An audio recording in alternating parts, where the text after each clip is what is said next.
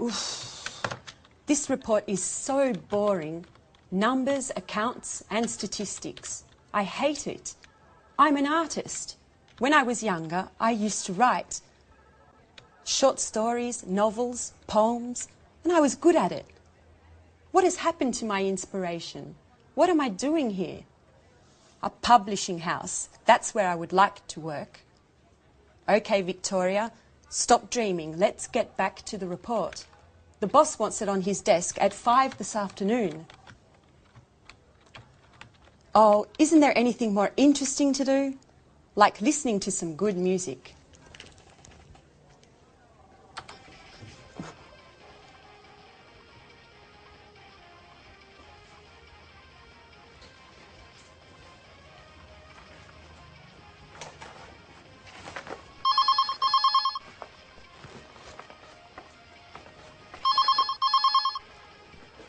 Telephone. Oh, the phone. Hello, this is Victoria Lee. Oh, Lucy, what can I do for you? No, I'm not busy. Well, actually, I am very busy. I have to write a boring report for the boss. Anyway, what is it? Is there a problem? What? Mr. Lewis wants to speak with me? Really? Yes, yes, of course. Put him through. Good morning, Mr. Lewis. It's a pleasure to hear from you. How are you? I'm fine, sir.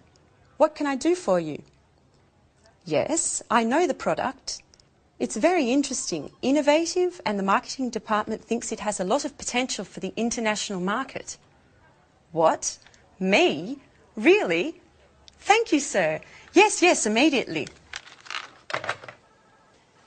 Yes, yes, Victoria. Today is your lucky day. Bye-bye, boring report.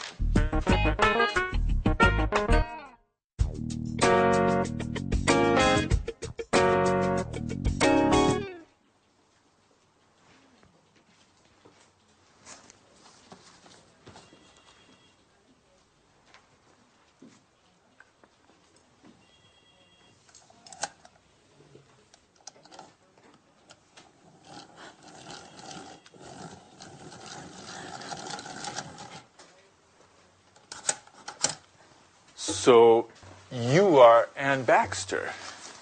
Yes. Yes, I am. I'm sorry. Really, I'm so sorry.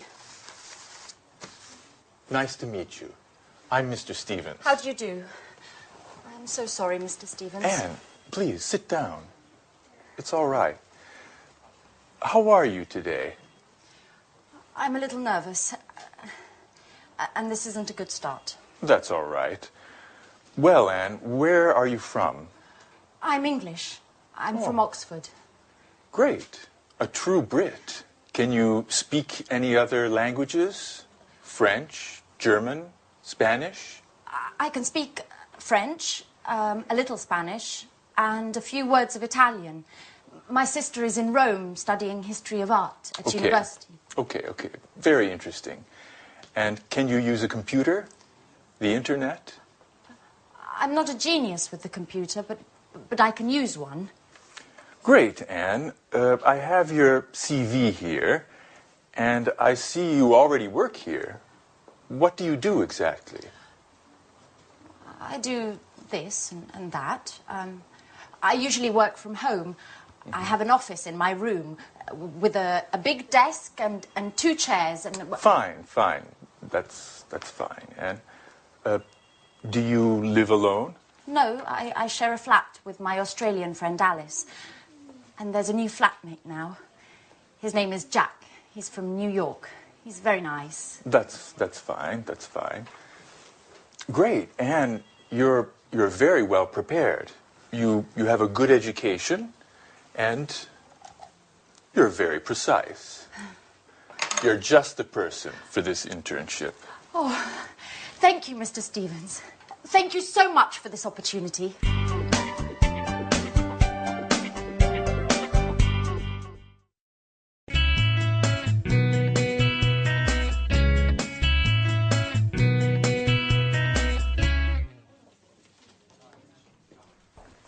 Right this way.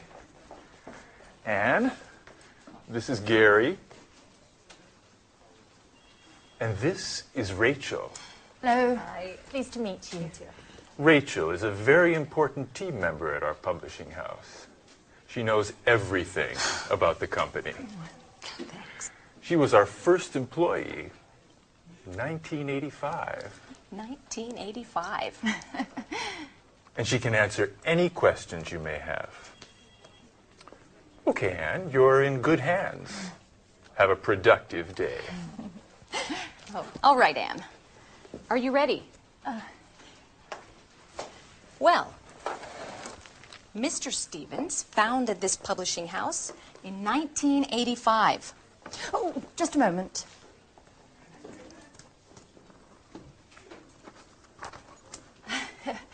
Okay. I'm ready now. Our first product was a children's book. It was very successful and sold more than 3 million copies.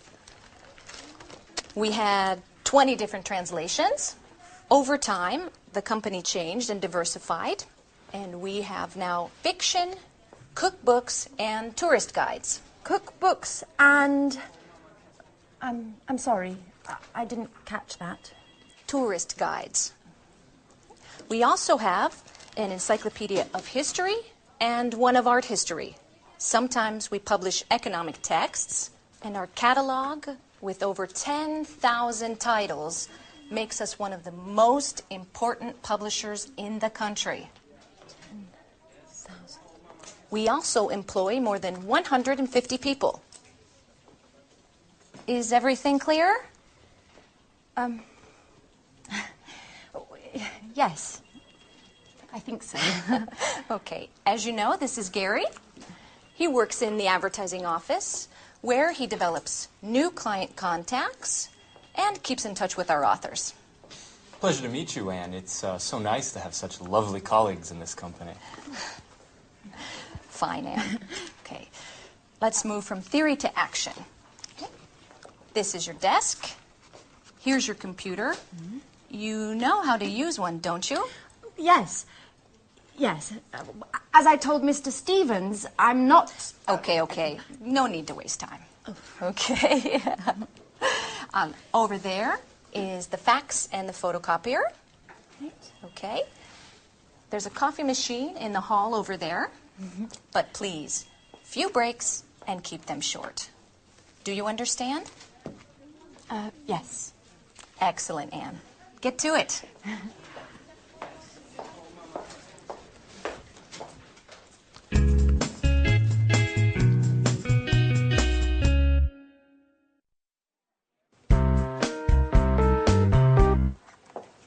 Oh, good morning, Mr. Chang. Excuse me, I was just rearranging my office. Take a seat, please. Thank you. It looks very nice here. Thank you.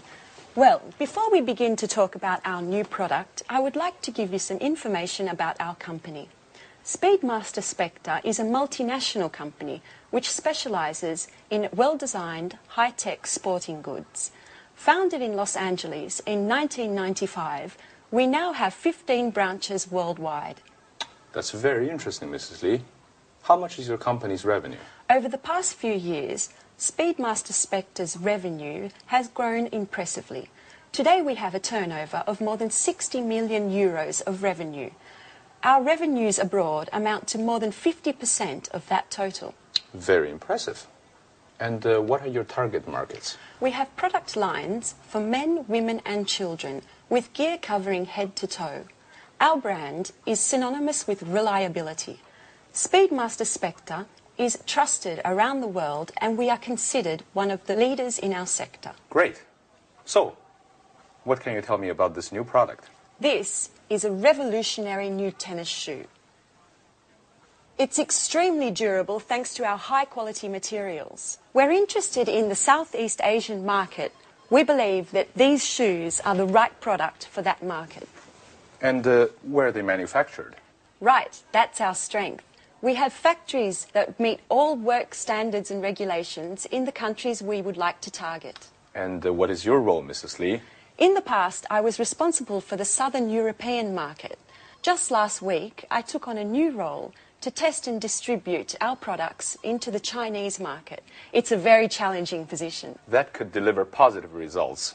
Together we can do great things, Mrs. Lee. Well, goodbye, Mrs. Lee. This meeting has been very profitable for both of us. Let's talk soon. Thank you, Mr. Chang. And yes, let's meet again soon. Great. Bye-bye.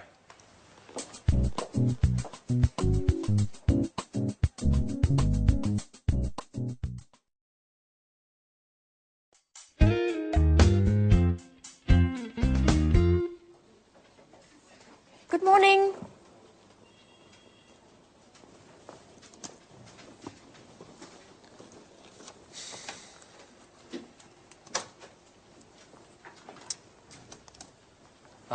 So, are you ready? Yes, quite ready. Okay, then let's begin.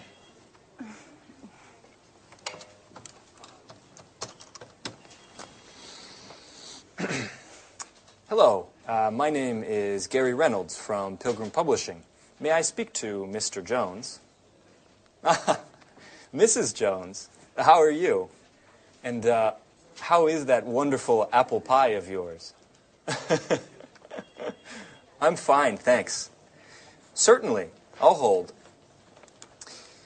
With a wink and a nudge, you can get whatever you want, even imaginary apple pie. This author is too important for us. Right. Hello, Mr. Jones. How are you? I'm fine, thank you. I wanted to know if you are interested in contributing to a new cooking guide that we have to bring out soon. Yes, it's a 6-volume collection of recipes to fit the needs of all tastes, with a detailed photo guide for preparation and cooking techniques. And we have to have the materials by the end of next month. Right. Exactly. Sure. Of course. Yes. Excuse me. Could you hold on for a moment? Anne, that's enough. Stop now.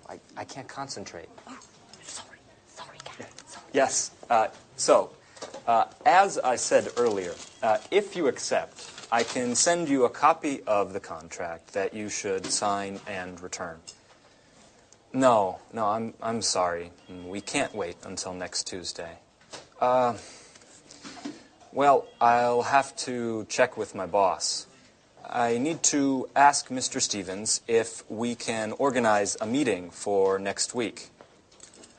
In the meantime, do you need any prep materials? No problem at all. I can send you an email immediately. Okay, goodbye. It was a pleasure speaking to you.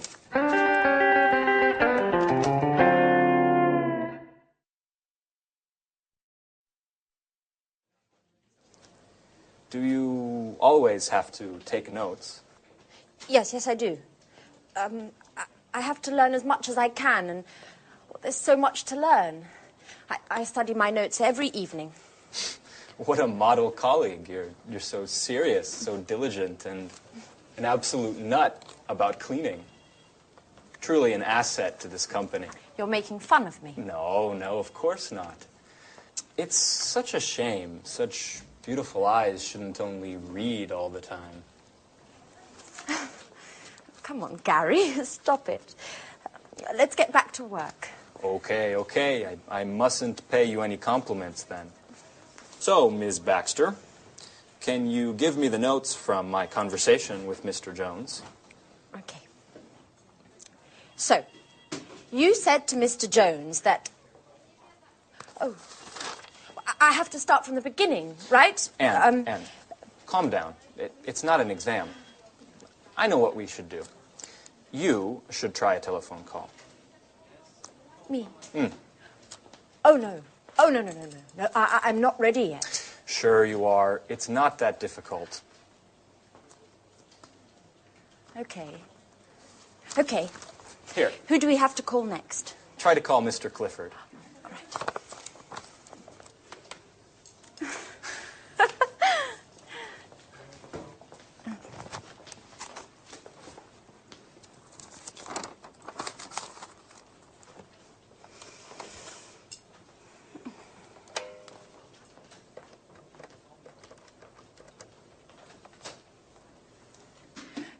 Hello. This is Anne Baxter from Pilgrim Publishing. Please may I speak to Mr. Clifford? Oh. Oh, I see. All right. All right, thank you very much. Right, goodbye. Well, what happened? Well, Come on, tell me. I dialed the wrong number.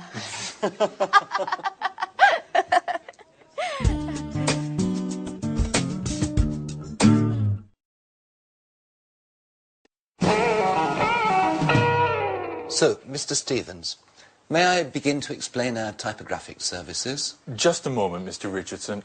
I'm still waiting for our new intern. She has a lot to learn, and I think our meeting would be very useful for her. Good morning. I'm sorry I'm late, Mr. Stevens. Never mind, Anne. Anne, this is Mr. Richardson. How do you do? Good morning. Anne, I see you've had your hair done. Very nice. Oh, thank you, Mr. Stevens. It looks like you were out late last night. I hope you had fun.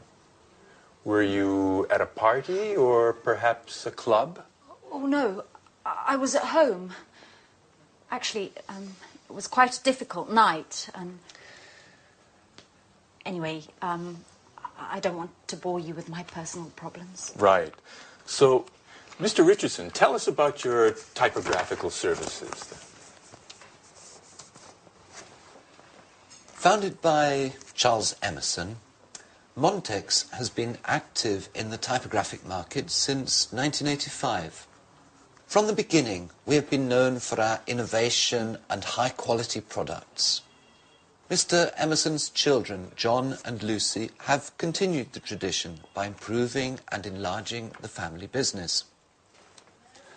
The first Montex office was located in Russell Street. Oh, Russell Street. That's where the flower market is. I went there just the other day and bought 2 beautiful yellow orchids. I'm sorry. I'm sorry, Mr. Richardson. I didn't mean to interrupt you.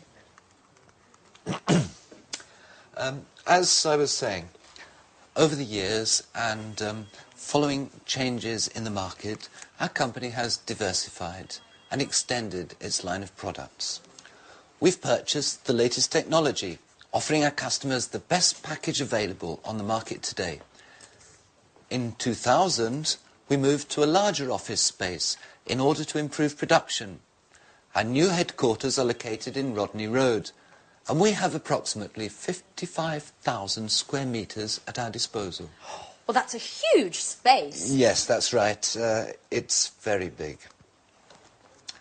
Anyway, our first success was with brochures, marketing flyers, pamphlets, and company catalogues. We also provided business cards and general printing services. Over time, we moved into book publishing as digital technology and expansions in the market gave us the skills to enter the market.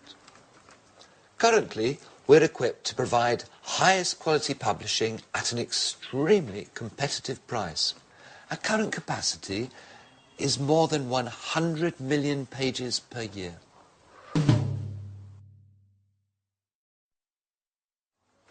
So, Anne, have you understood everything? Would you like to sum up what Mr. Richardson has said? Me? Yes. Could you? Oh, all right.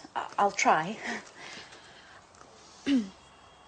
Established in 1985 by Charles Emerson, Montex has successfully grown and adapted to changing client needs. In 2000, the company transferred to Rodney Road, where, thanks to cutting-edge equipment capable of high volume, it has optimized its production and extended its offerings, specializing in the publishing sector. Currently, it provides top-quality printing at extremely attractive pricing. Well done, Anne. You have a great ability to summarize. You know, Mr. Richardson, we aren't very pleased with our current typographers.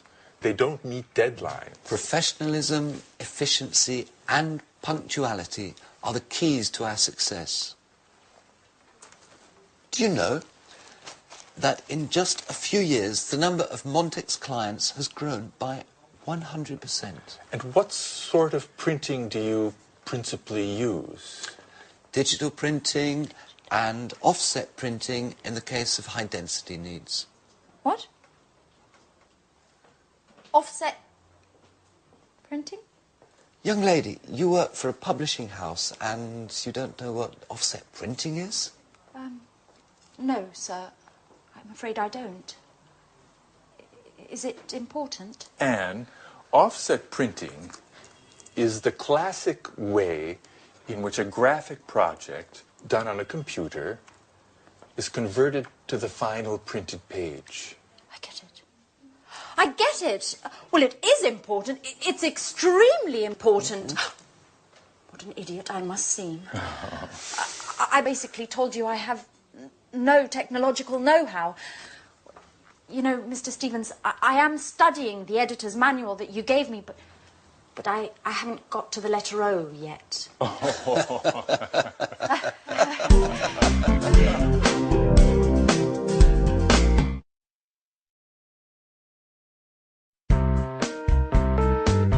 We're meeting here today to show Mr. Chang our new Smarty tennis shoes. These innovative shoes are made of high-quality materials and are perfect for the Southeast Asian market, which, as we all know, is expanding rapidly. We're especially interested in the Chinese market, which is growing at a pace much faster than the rest of the world. Excuse me for a moment. Henry? Hi.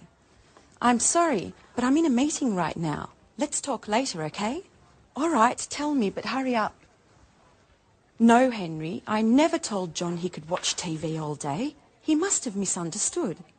All I said was that he can watch all the TV he wants, but only after doing his homework. This really isn't the right moment, Henry. I'm sorry. Can we continue this conversation later on this evening? Pardon the interruption. Now, as I was saying... Excuse me, Victoria, but do you think this is the right product for the Chinese market? I think that before we export Smart in the Southeast Asian market, we need to take a close look at the local competition and the market's tasters in the sector. Excellent observation, Paul. We've actually already done market research, and as Mr. Chang can confirm, demand for sporting goods in China has grown by 50% over the past 10 years.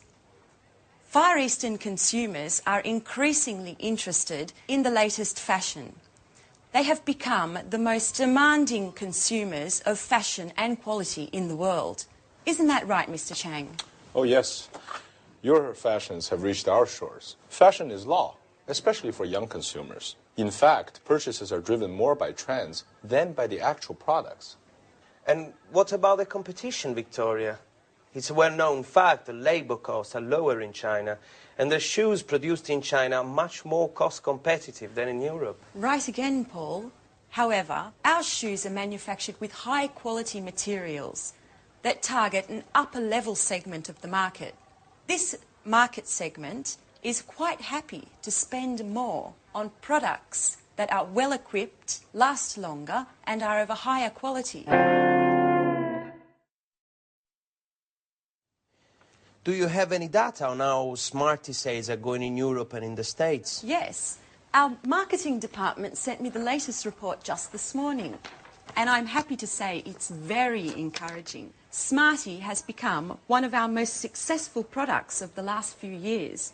Demand is growing exponentially, and the satisfaction level of these shoes is much higher than that of similar shoes produced by other companies. In fact, Smarty shoes are considered one of the most durable, the most functional, and, most importantly, the most popular amongst the youth market. And what about the distribution? It's a very important aspect that we shouldn't underestimate. Yes, Mr. Chang is here to help clarify this issue for us. It is extremely important to have a detailed distribution and promotion plan. we've also got to create a reputable chain of agents to distribute our products over the widest possible area. This, in turn, will help us make importation easier and reduce taxes for entry into the Chinese market. Look, I'm very happy to provide you with any information you may need, as well as contacts inside the Ministry of Industry and the Chamber of Commerce. But, of course, success depends on your goals, your strategy, and the type of financing plan you're willing to provide. And besides that... Oh, excuse me yet again. John, what do you want? I told Dad I'm in an important meeting. No, John, I didn't say that. First do your homework and then you can watch TV, okay? And listen to me. I don't care if your friends aren't studying today just because it's a holiday tomorrow. Do you understand? Tomorrow we're going to see your grandparents, so you have to study today. That's enough of this story, John. No, that's not true. I'm a good mother and I love you, but it doesn't mean I don't have the right to tell you what to do. Listen, I don't want to talk about this anymore. Goodbye. Pardon me, just a little domestic problem. Well, yes, Mrs. Lee. We all know that kids cause more problem than work. Ah, you're right, Mr. Chang. Kids, anyone who understands them is a genius.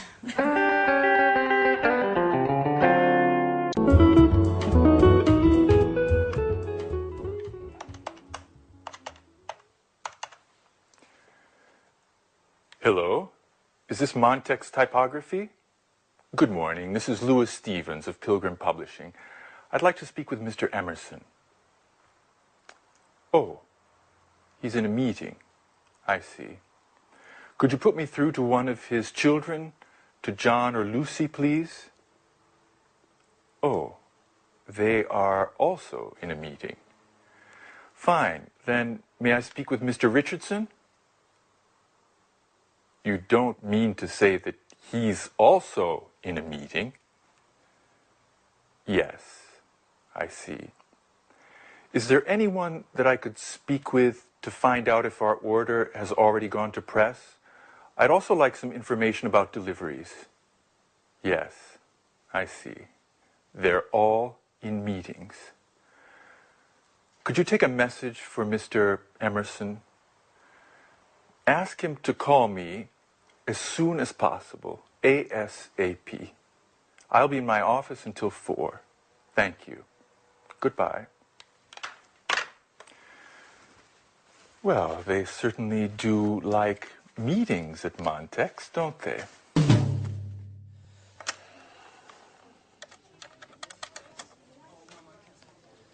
Good morning. This is Gary Reynolds of Pilgrim Publishing. I would like to speak with Mr. Smith, please. Hey there, little guy. Could you give me your father, please? I see, he's not in. May I speak to your mom, then? I see, she's out as well. Okay. Does that mean that you're home alone? No, is there an adult in the house? Your babysitter. Okay. May I speak to her? Yes, hello. This is Gary Reynolds of Pilgrim Publishing. No, not Penguin. Pilgrim. Right. I wanted to speak to Mr. Smith about a new cookbook series that we're preparing. No, you've misunderstood. No, I'm not trying to sell anything. I don't sell encyclopedias. No, listen, I work in a publishing house, and Mr. Smith is one of our authors. No, hey, wait, don't hang up. Hey, could you... Hello? Well, let's try someone else. Mr. Fox.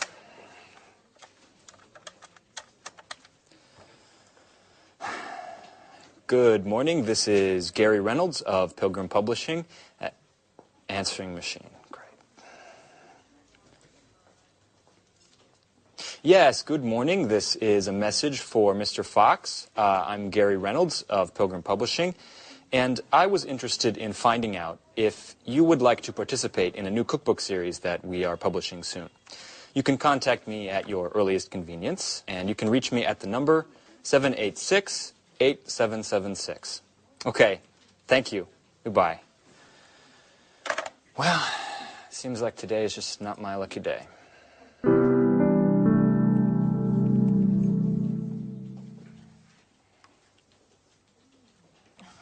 no, the answer phone. Alice! Hello, it's Anne. I need to speak to you urgently. Please call me as soon as you get this message. I've got lots of news to tell you about Peter and Sharon. I imagine you're interested. Anyway, no news for now. Okay, I'll give you a hint. Peter telephoned to say that he'd called Sharon about Japan, and do you know what she said? I'm not going to tell you. Call me and you'll find out. Okay, bye. Speak to you soon. Oh, you can reach me at the office. Bye, bye.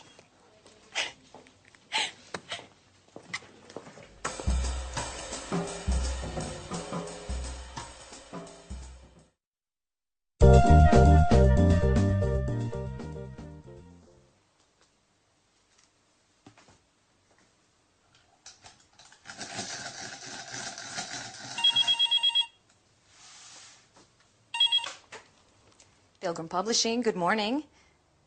Who is this? Yes, this is Mr. Stevens' office. With whom am I speaking? Oh, good morning, Mr. Emerson. If I'm not mistaken, you're the head of Montex Typography. This is Rachel Gordon, Mr. Stevens' assistant. It's a pleasure to meet you. On the phone. No, I'm sorry. Mr. Stevens isn't in at the moment. He just left. Yes, I know it's 4 o'clock. No, unfortunately, he was called away unexpectedly. Would you care to speak with me? No, don't worry. There are no secrets between Mr. Stevens and myself. Yes, he telephoned to find out if you had already begun work on our order. And I think he also wanted to know about the means of delivery. Uh-huh. Fine. Ah, Mr. Stevens will be pleased. Yes, I've taken note of everything. In any case, I'll have him call you tomorrow morning. When will you be in? At 10. Okay. Fine. Goodbye, Mr. Emerson. I look forward to meeting you in person.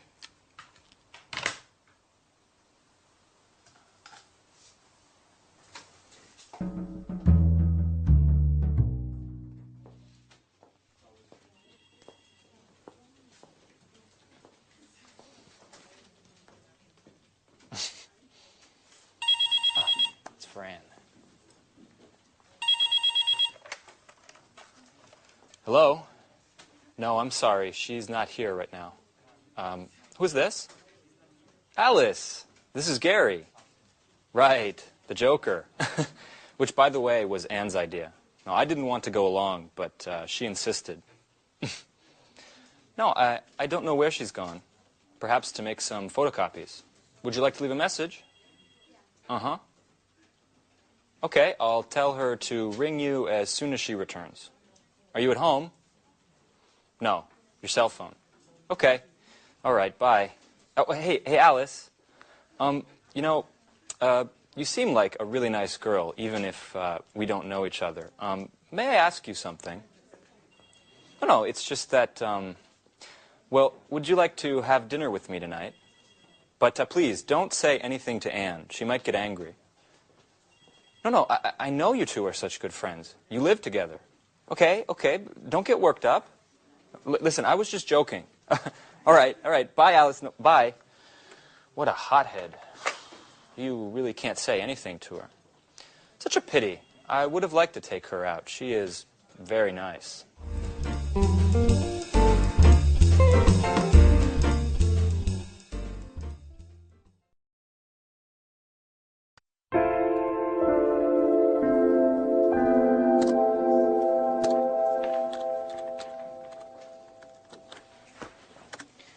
So, Anne, how did your meeting with Mr. Stevens and the Montex representative go? Quite well. Actually, it was very interesting. did they come to any agreement? Well, for the moment, Montrax is going to print 3,000 copies of our next series of cookbooks.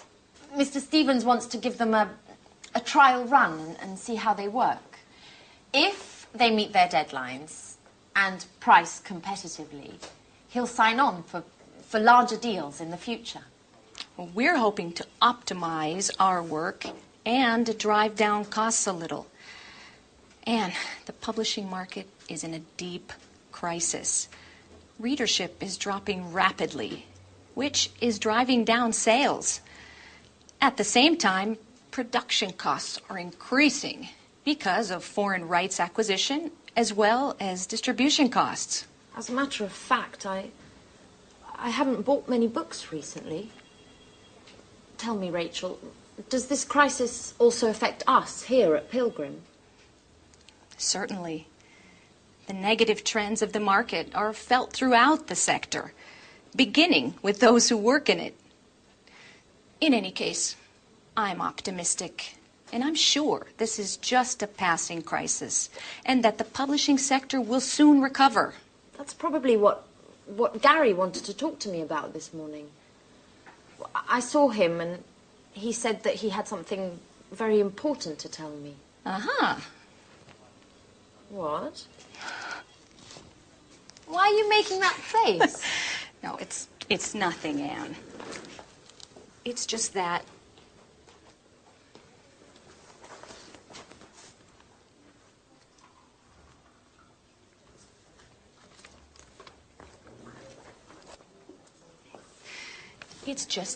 I don't trust Gary. He's a Latin lover and full of himself. He chases all of the pretty girls around here, and you are just his latest victim. Look, Rachel, I'm perfectly capable of looking after myself. I only have a working relationship with Gary, and that's how it's going to stay. Sorry, Anne. I certainly didn't mean to offend you. I'm quite aware that you are an intelligent young woman who can keep men like Gary at a distance. In any case, I just wanted to warn you. I'm sure you'll agree with me once you get to know him.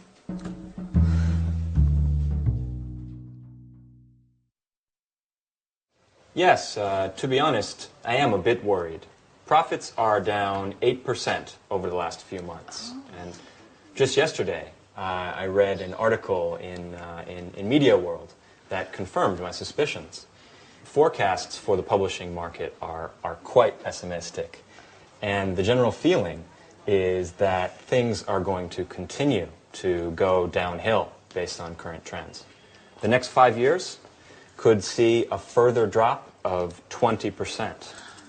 If we leave out bestsellers and fiction, then the entire publishing market has taken a direct hit. Or, better, is in a downward spiral. But what about sales? For the moment, they're stationary, but we won't be able to improve them.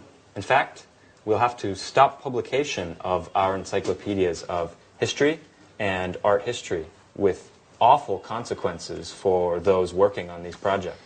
Are you saying that we'll have to lay people off? No, not for the moment. But if things continue like they are, we will have to let some of our people go. Oh my God. There must be something we can do to keep from cutting staff. I'm meeting with Mr. Stevens this afternoon to discuss the situation. We're going to focus on new objectives for the company in both marketing and sales. Perhaps we will develop a new line of economic paperbacks, which might help sales. But the other publishers are already doing that successfully. I think we'll need to develop new products to encourage new market opportunities. Well said, Billy. I've already got an idea to suggest. It won't resolve all of our problems, but it could bring about some interesting developments. And what might this new idea be? Anne! Well... Anne, are you in there? Hey, you! I'm looking for my friend Anne. Is she with you? Anne! Surprise! Anne, hello. Come back to Earth. Someone's looking for you. Alice! you doing here? Well, I came to see where you work, Anne. Could you give me a tour? So, these are your colleagues. Oh. What long faces. Are you always like this? We need a little fun to lighten things up in here. Why don't you invite them to the party this evening? No, no, really. I don't think, well, today's really not a good time to be talking about parties. Why don't you come back some other time? And perhaps warn me in advance, perhaps. Bye-bye, Alice.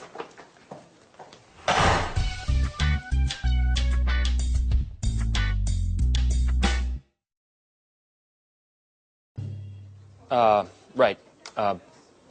Anne, are you ready for your next telephone call? Oh, yes. Okay, you need to get in touch with Mr. Bradford.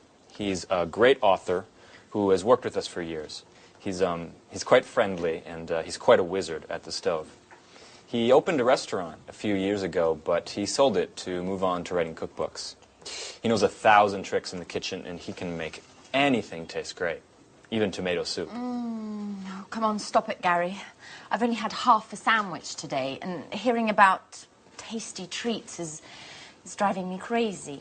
I know. Speaking of eating, when are we going to have dinner together? You don't know when to quit, do you? Enough joking around. Well, let me give the kitchen superman a call. Okay, but don't forget to pay him compliments. This guy just eats them up.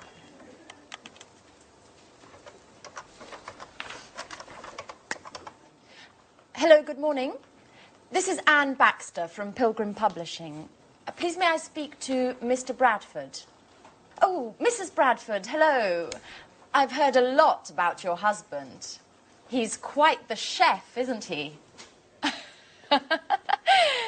Yes, I also enjoy cooking, but I'm not in the same league, of course. Well, I'm calling to propose a new cookbook series to Mr. Bradford. We're going to be taking it to press soon. Okay, yes, thank you. Yes, I'll hold.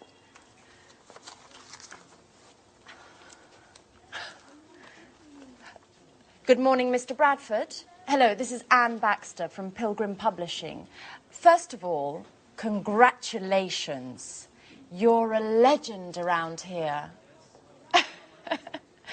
Well, as I was telling your wife, I'm calling to see if you're interested in participating in a new cookbook series that Yes, I know that you've always spoken to Gary Reynolds, but I'm the new colleague who's been assigned to this project. I beg your pardon? Well, excuse me, Mr. Bradford, but I don't understand why you consider Mr. Reynolds to be more competent than myself. In any case, if you'd like to speak to him, hold on a moment. I'll put you through.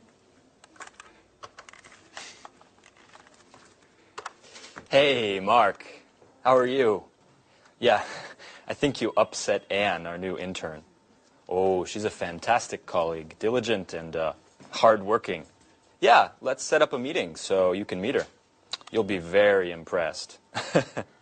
She's also a great cook. In the meantime, I'll send you a detailed outline of the project. Okay, and we'll see each other Tuesday at 10. Okay, right. Bye, Mark.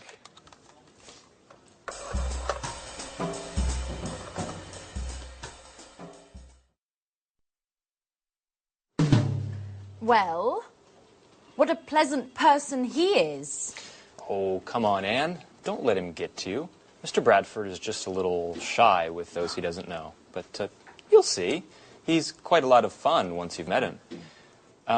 Why don't we take a short break? How about a little fun on the telephone? I need to relax and have a good laugh. Okay. But who should we call? I know. Let's call my flatmate Alice. She's always looking for new boyfriends, and you could pretend to be a friend of Jack's, the other flatmate, saying that you saw a picture of her and that you'd love to meet her. Okay, but she isn't going to get angry with me, is she? No, we'll tell her it was just a joke.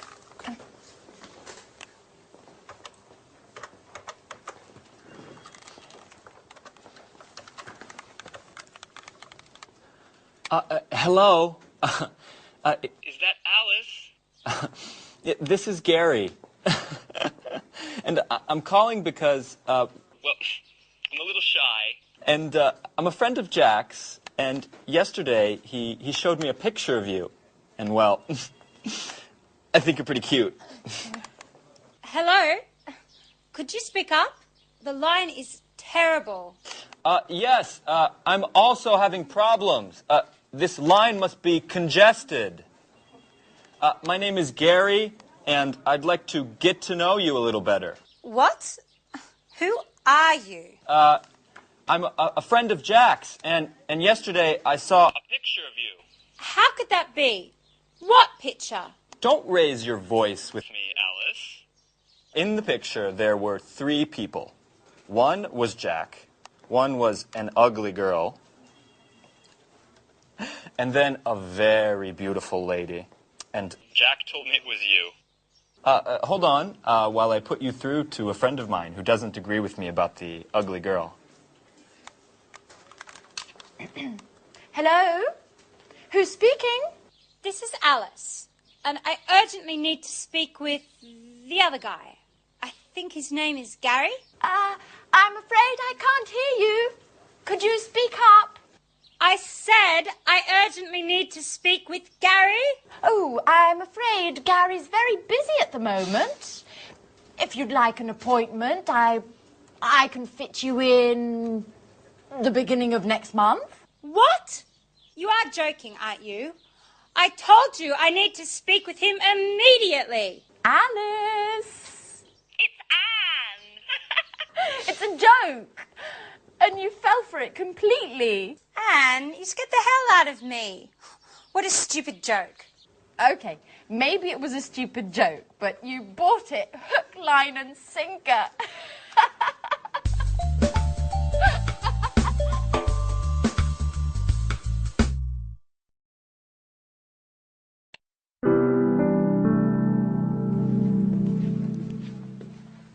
Victoria Lee, good morning. Do you remember me? Yes, certainly. And to what do I owe the pleasure of your unexpected visit? Beautiful office. My compliments. You've certainly come a long way, haven't you? Well, I can't complain. If you don't mind, I've got quite a lot to do. You didn't feel that way a year ago when we first met. Listen, Mrs. Baker, that was a very difficult period for me. I wasn't happy with my job and... Don't worry, Lee. I'm not here to visit the past, but rather to talk about the future. What? I've recently heard quite a bit about you. I know that you've done great things to improve the bottom line of Spectra. As a matter of fact, that's why I'm here today. I'd like you to come and work for us. Thank you, Mrs. Baker, but... Just a moment, Lee. Let me have my say. If you came to work for us, you'd not only have the opportunity to work for a successful company, but you'd also have a brilliant career with full satisfaction ahead of you. I'm flattered, but as I said, I'm very pleased with my present employment. If I were to propose a position as business development manager, would you consider my offer? Mrs. Baker, please, if I were to come and work for you, I'd be doing my company a disservice. Just think it over, Lee. If you accept, you'll get a much higher salary than your current one. Of course, I forgot to mention the company car and mobile phone, not to mention an impressive percentage of sales. That's enough, Mrs. Baker. Your offer is very tempting, and if I were free, I would certainly accept. However, things have changed greatly. I am very satisfied with my job here. Mrs. Lee, I've brought you this brochure. I was just, Fine, I'll leave. Mrs. Lee, just think about what I said. I'll be in touch.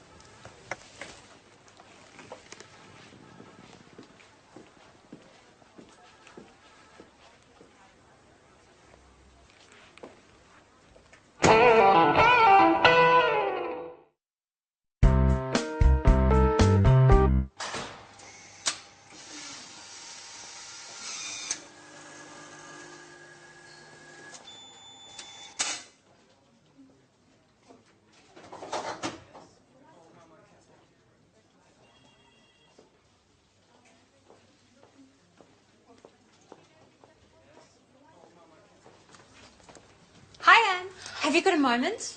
I just have to show you a few things. Alice, how many times have I told you to call before you come and visit me at the office? If my boss finds out, I'll be in trouble. Oh, yes, I know. You're right. I'm sorry. Anyway, you are on your coffee break, and I just need some advice. I'm going out with Philip tonight.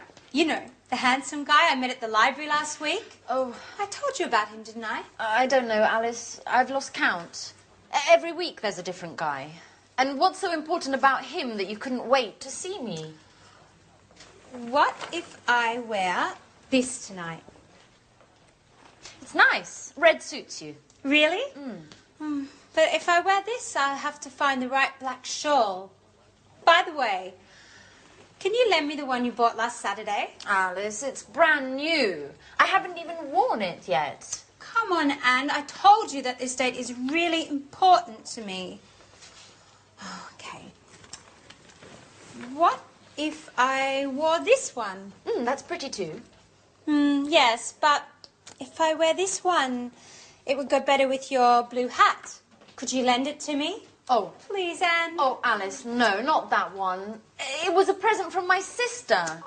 I'm very attached to it. Oh, please, Anne. Come on, help me, please. Okay, it's impossible to pick you out of anything anyway. But if I'd known you were going to borrow my entire wardrobe, I would have immediately told you I was very busy. Thanks, Anne. You're the best. Yeah. Okay, I'm going now. By the way, what would you say if I told you I had broken your camera? You've done what? Oh, come on, Anne. I'm joking. Oh, I think work is making you just a little bit too nervous. Bye.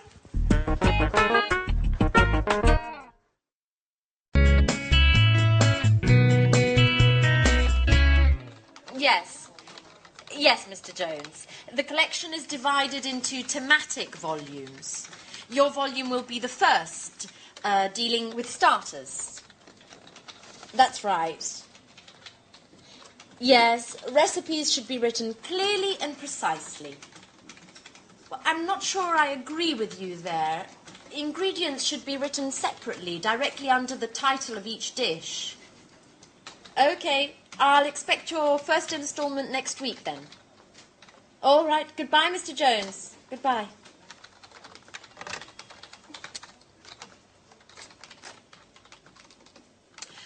Excuse me, Gary. Has Mr. Bradford got in touch yet? Gary? Hello? I asked you a question. Could you answer, please? What's up, Anne? I'm sorry, I'm writing the contracts to send out to the authors. Have you spoken to Mr. Bradford yet? No.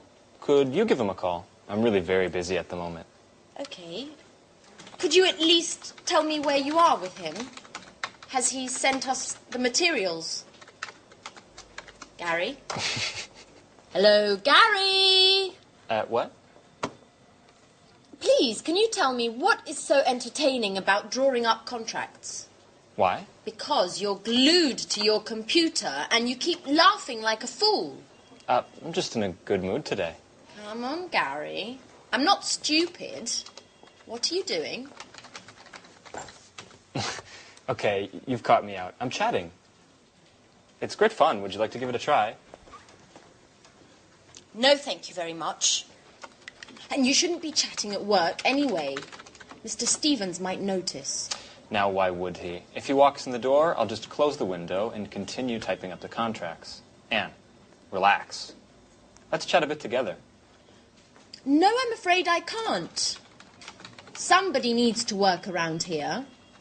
Now, could you explain how I should proceed with this? You spoke to Mr. Bradford, so could you give me some details on your agreement? Yes, he should have sent some materials in 2 days ago, but we still haven't received anything yet. Give him a call and see where he's at with those.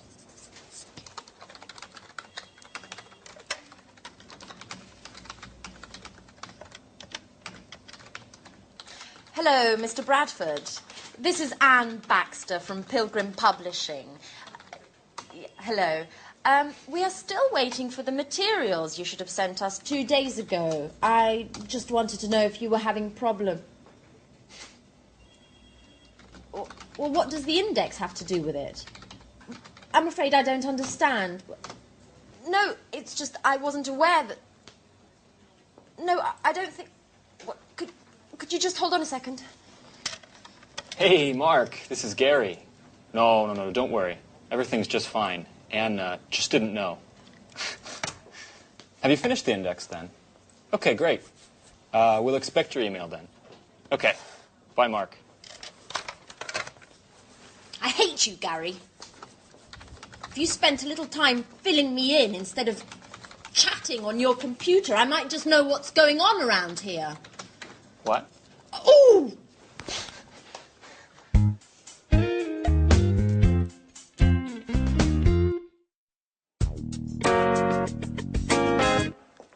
Mrs. Lee, excuse me for disturbing, but I need to speak to you for a moment. You're not disturbing, Mr. Chang. What can I do for you?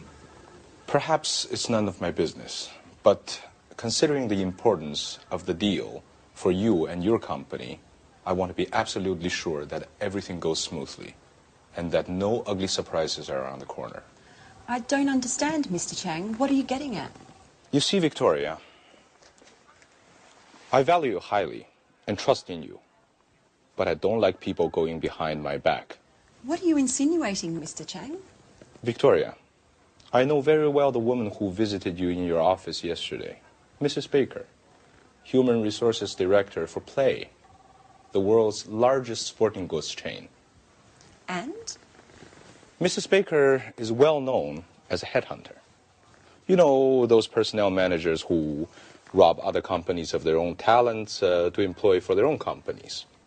So tell me, Victoria, what did Mrs. Baker want from you? You're right. Mrs. Baker made me a very interesting offer, but I certainly have no intention of accepting. Are you quite sure, Victoria? Look, Mr. Chang, I had an interview with Mrs. Baker last year. At the time, I was working for Spectre, but I was very unhappy. I had been hired to work in the business office and had expected more important assignments. But unfortunately, my work was very monotonous and boring, nothing that met my expectations. So I sent a CV to Play, they contacted me for an interview, but there weren't any positions open at the time. Therefore, I stayed at Spectre. And there's another thing, Mr. Chang. I have a dream. I've always wanted to work in a publishing house ever since I was a teenager. And that's also why I wanted to leave this job. Numbers just don't go with my creativity. And what about now, Victoria? Do you still doubt about your job? And what about your expectations? Well, now things are different. I've taken on a role with more responsibilities, and I'm working on important projects like this one. It's been a double victory for me. Not many women have such prestigious positions, and I'm quite proud of that. I finally have the chance to demonstrate all my abilities, and I have no intention to renounce that. You have to believe me, Mr. Chang. I have no intention whatsoever of betraying my company. I believe you, Victoria. I certainly appreciate your sincerity. You're quite a capable young woman.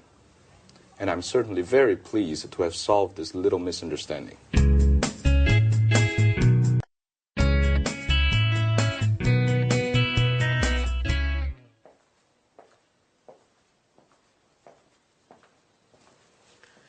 Excuse me, my name's Victoria Lee.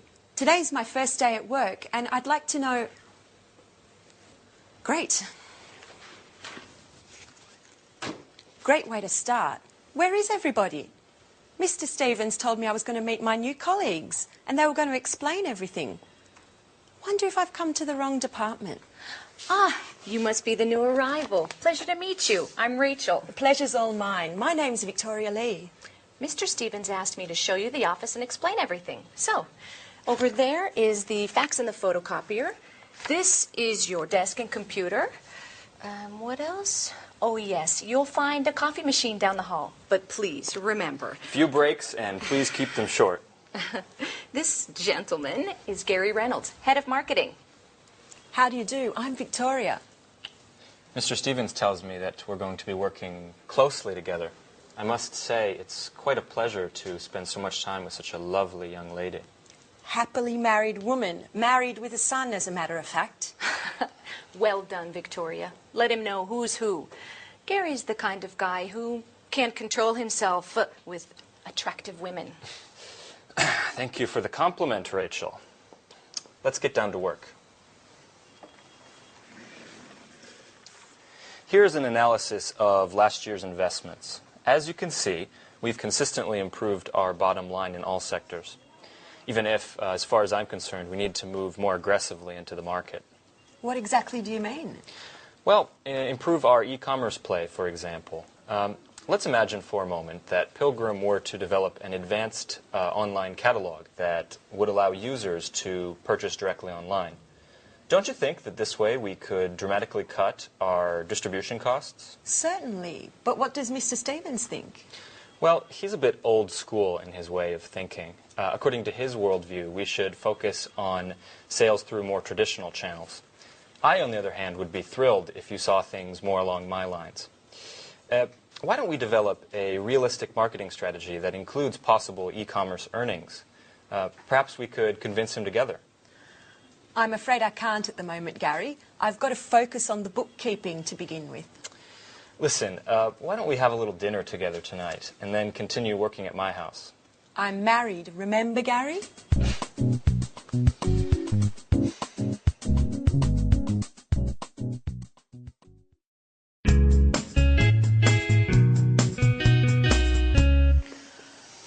Statistics, accounts, reports.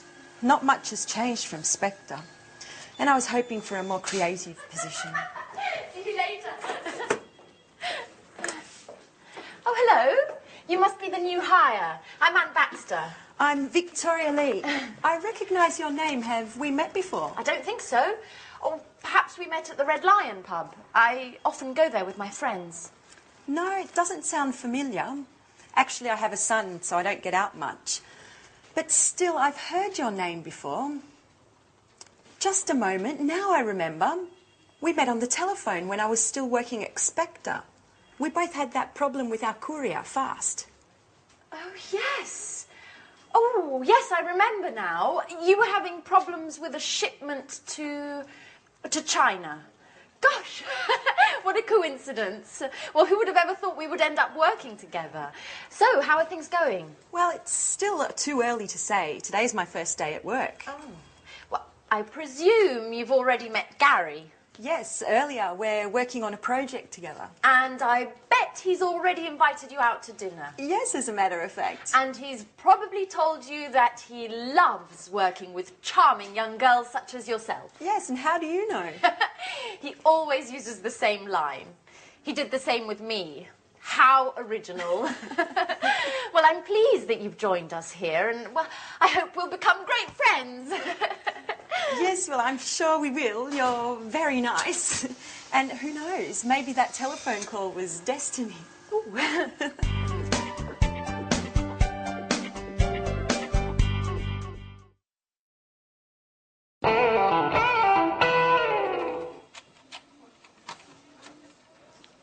Who's in charge of delivery to the Blue Moon Bookshop? Ann and I. Why? They've just telephoned complaining that they haven't received anything yet. Well, that's impossible. I sent the delivery 5 days ago. That's just it. I don't understand what could have happened. The merchandise should have arrived by now. Anne, call the shipping agents to find out what's up.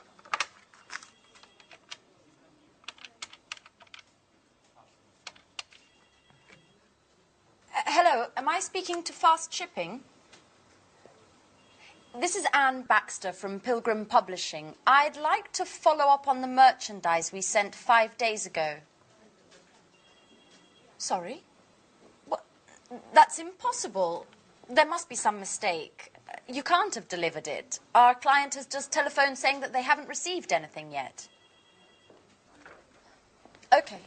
Okay, I'll take a look at the paperwork and get back to you. Yeah, bye-bye. Well, Fast claims that the goods were signed for by the consignee. Rachel, go get the bill of lading. We need to look into what caused this mistake.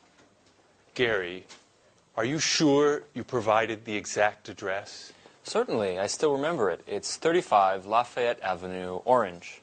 That's it, all right. What about the duty? Do you remember paying it? Duty? Excuse me, Mr. Stevens, but we're EU members and aren't required to pay duty. Merchandise is free to move between the member states, and duty is no longer required, nor is documentation. EU? What does Europe have to do with it? Excuse me, but Orange is in France, isn't it? Good God, Gary. Blue Moon is in Orange, but not in France. Orange is a city in Massachusetts, USA. Call the bookshop immediately. What an idiot. That's why I paid less on freight charges than was budgeted.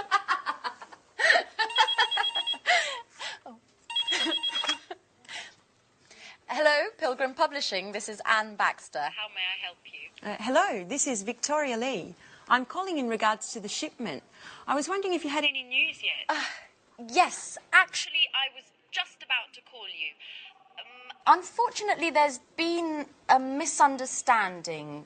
But don't worry. We're taking care of things on our end, and you should receive The goods very soon. Could you tell me exactly what's happened? My boss is extremely upset. The shipping documents were in order. According to the bill of lading, the supplies should have already arrived. Can you explain why the merchandise is blocked in the custom warehouse? Customs? Oh, no, you see, I'm afraid there's been a slight problem in addressing the goods, and they've been sent to a destination in France instead of Massachusetts. France? Massachusetts? What are you talking about? The merchandise was destined for China. China? Excuse me, are you the owner of the Blue Moon in Orange, Massachusetts? No, I'm not. I work for Spectre. We're a multinational sporting goods manufacturer. I'm speaking with Fast Shippers. Well, actually, no. This is Pilgrim Publishing. I'm afraid you've got the wrong number. But we do have something in common. We both use the same Courier.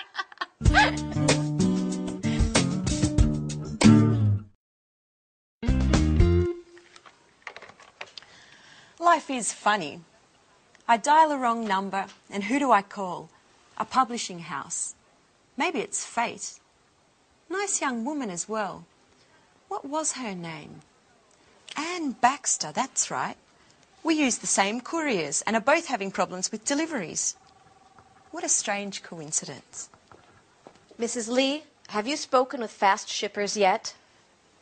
Not yet. The number's always busy. We have to figure out what's happened. This delivery delay is costing us a lot of money. The courier assured us that the merchandise didn't have to pass through customs, that it would have left their warehouse with the customs bill already compiled, without any additional customs requirements. That's right. Considering the shipping costs, they're so high because they include all international delivery costs, such as transit, loading and unloading, assembly, and warehouse storage costs. Just a moment. I've got it. Did you remember to attach the certificate of origin, Mrs. Lee? The certificate of origin? I don't really know what that is. It's never been required for our shipments. The certificate of origin is that document which states the merchandise's country of origin for customs purposes. It's absolutely necessary for companies doing business in countries which don't belong to the EU, provided upon customs officials' request. And China is one of those countries. I'm sorry, Mrs. Collins. I didn't know. I swear it. Up until now, I've never taken care of shipments. This is going to be one very expensive mistake. Oh, by the way, I'll be taking our losses caused by this delay out of your salary.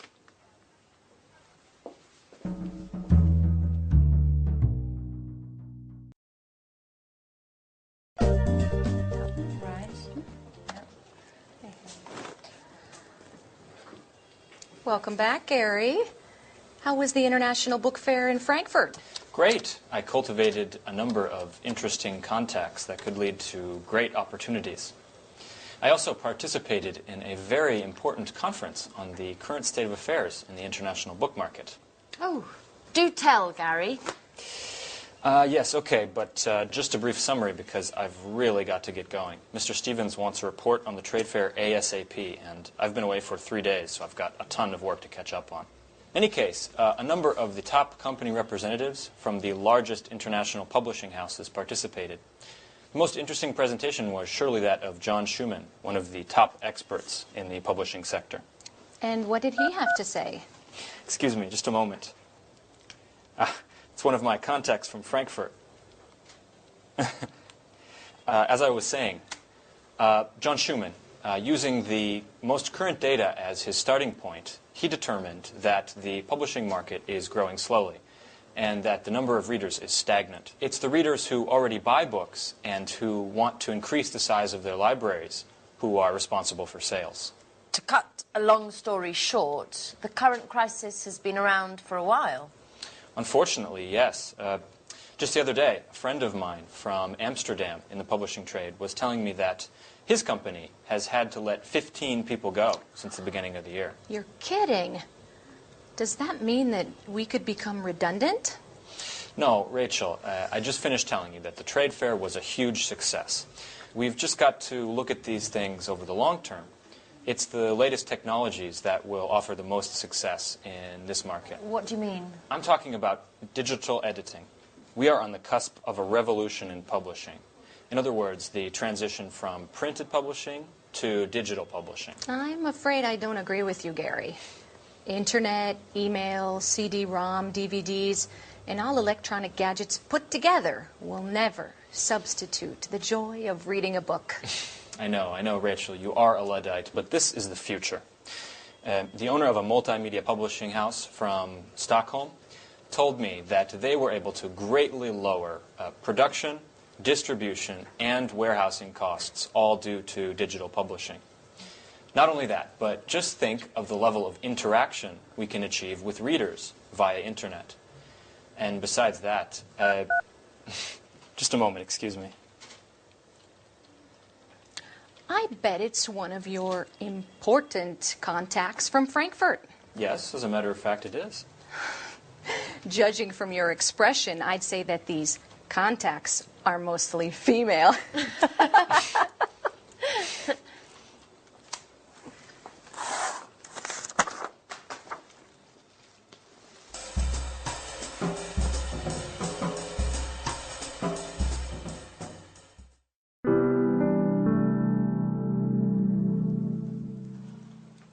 Oh, hi, Victoria.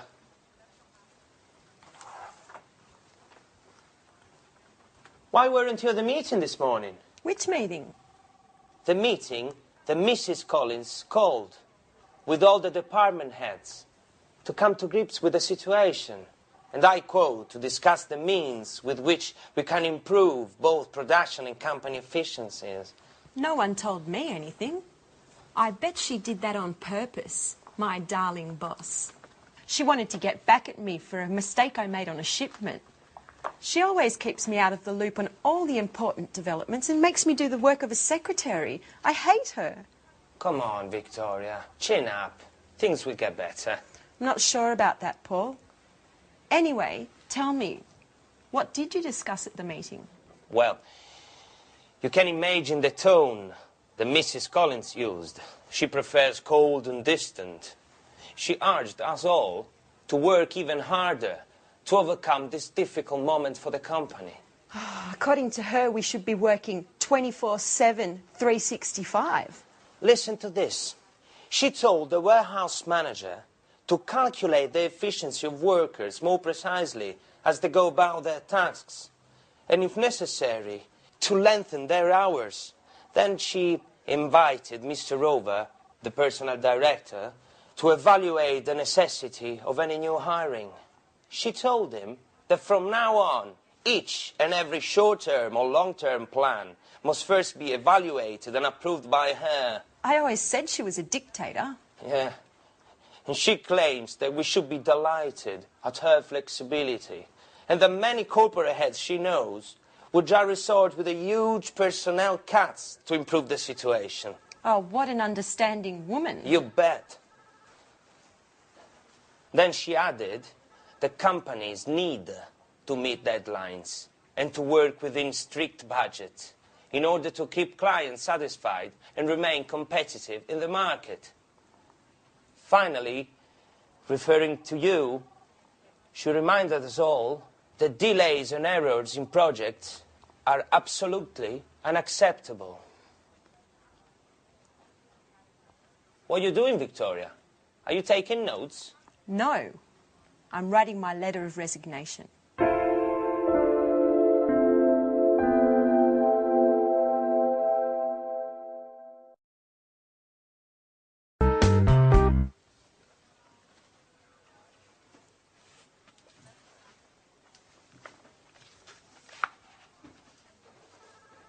Paul.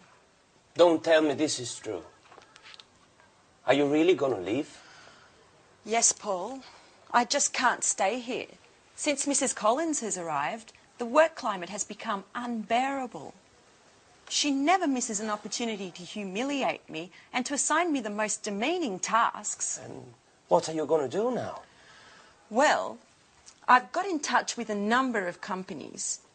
This afternoon, for example, I have an interview with a publishing house. Publishing house? You're not going to become an author, are you? Precisely. You know it's always been a dream of mine. I don't think the interview is going to focus on my literary talents. But, Paul, you look awful. What's the matter? I'm a bit concerned about things. We're having a meeting with the major shareholders of Spectre to take a look at the balance sheets. And is that a problem? Well, as you know, the year-end balance sheets provide an overview of the economical, fiscal and fiduciary effectiveness of our management. And I certainly hope that scrutinizing the books won't uncover inconvenient discrepancies that could lead to a change of a company leadership. What exactly are you referring to? As you know, things haven't been rosy lately, even if there has been a slight improvement in share prices during the last quarter. However, at the same time, the outstanding debts to our suppliers have also increased. In other words, our revenues don't cover our expenses. The situation is serious then. That's right. I'm afraid we'll need to resort to additional outside financing. I've been calculating the various balance sheets entries to understand what's causing our debts and try to develop a plan of attack to get our weak points under control. The results are anything but encouraging. As you well know, the solidity and integrity of our financial core assets are indispensable to keeping our production capabilities intact and revenues flowing. I certainly wouldn't want to be in your shoes at the meeting. No kidding. I'm predicting lightning and thunder. I wish I didn't have to participate. Perhaps I could come down with a sudden case of flu or something. How about kidney inflammation accompanied by high fever caused by a highly contagious virus mysteriously present in the company? You'll laugh, but now that you won't be here, I'll have to double the work. By the way, they don't happen to need someone else at the publishing house you were speaking about. So you're a secret author as well? No, but I can do a lot of things. For example, use a computer, make photocopies, send faxes. That should be enough, shouldn't it? What a clown. I'm going to miss your jokes, Paul.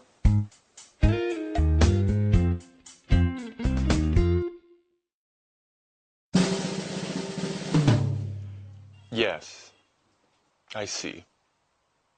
I understand. But it has to be done by Friday. Is that possible? Good, good. It's very important. We'll be in touch. Thank you. Goodbye.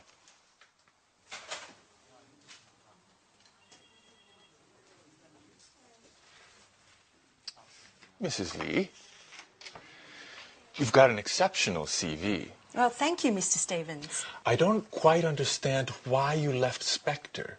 According to this, you were in a position of considerable responsibility. That's true.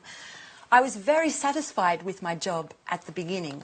I had a very prestigious position and many high-profile projects were sent my way. However, once Spectre was taken over by a Japanese multinational, things just took a turn to the worse. My boss was let go, many of my colleagues were transferred, and I was relieved of my duties. And of course, well, maybe I shouldn't tell you. Please do. No reason to be afraid. Well, the truth is, I just didn't get along with my new boss. I appreciate your frankness. Sincerity is one of the main qualities that I look for in my employees. But tell me, Mrs. Lee, how are your bookkeeping, invoicing, and administrative skills? Excellent, I would say. But I wanted to speak to you about an... Are you familiar with the publishing market? Yes, to a certain degree. But as I was saying, ever since I was a child, I've always been fascinated by... You can tell me about your dreams at another time, Mrs. Lee. Currently, we're busy with our year-end balance sheet, and I need a well-trained assistant to prepare an assessment of our administrative expenses and to study our assets and liabilities. You, considering your experiences, appear to be a perfect fit. Well, thank you, Mr. Stevens. But once this emergency has blown over, I was wondering if perhaps you could take me into consideration as Yes? as an author. I'm quite talented. My literature professor at university used to encourage me. This is not a school, Mrs. Lee. I got in touch with you to speak to you about our marketing office. That's what I'd like to hire you for. Please don't be offended, but keep your dreams to yourself for the moment. As far as books are concerned, we can get started on the bookkeeping immediately. Certainly. But later? We'll see. We'll see.